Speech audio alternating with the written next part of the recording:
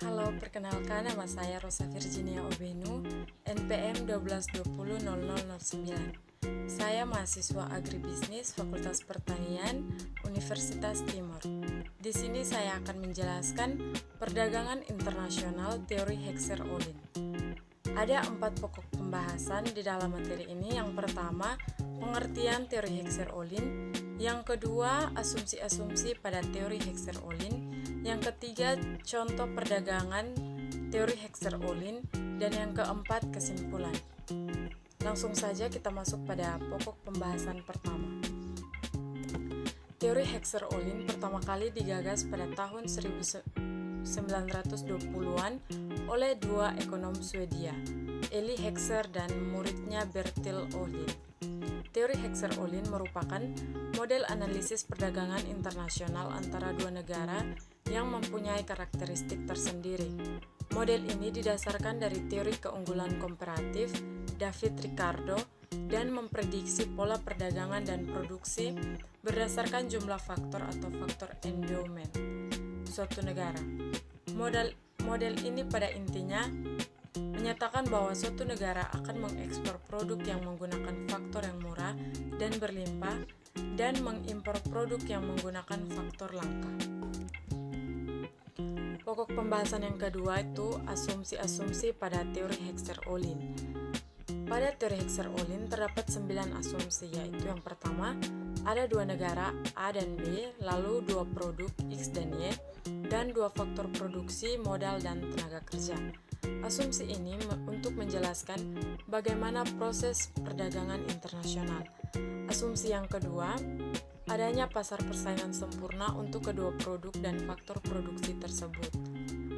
Asumsi yang ketiga, produk X pada tenaga kerja dan produk Y pada modal. Asumsi ini untuk memudahkan suatu negara untuk menentukan produk mana yang akan mereka ekspor dan mereka impor. Asumsi yang keempat, faktor produksi pada suatu negara tidak dapat berpindah ke negara lain, tetapi asumsi ini berlaku di dalam negeri. Asumsi yang kelima, adanya kesamaan selera dan kesukaan pada kedua negara tersebut. Yang keenam, tidak ada tarif, tidak ada ongkos transportasi, dan tidak ada hambatan bagi proses perdagangan. Yang ketujuh, tingkat teknologi dan fungsi produksi yang sama bagi kedua negara. Yang kedelapan, adanya constructural skill bagi kedua produk tersebut. Yang kesembilan, pada komoditi atau barang yang diperdagangkan dapat dibuat ranking atau urutannya. Pembahasan yang ketiga adalah contoh matriks gain trade berdasarkan teori Heckscher-Ohlin. Contohnya bisa dilihat pada slide. Terdapat dua negara yaitu Indonesia dan Korea Selatan. Tabel di atas menggambarkan analisis manfaat perdagangan internasional atau gain from trade yang diperoleh masing-masing negara berdasarkan teori Heckscher-Ohlin.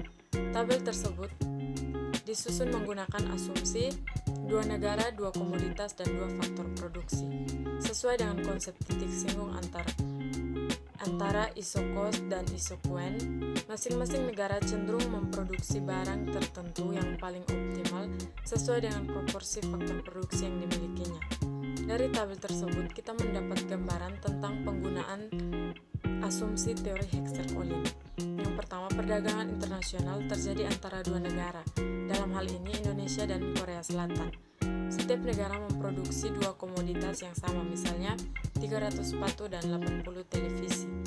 Yang ketiga, setiap negara menggunakan dua jenis faktor produksi, yaitu labor dan kapital, dengan jumlah proporsi yang berbeda.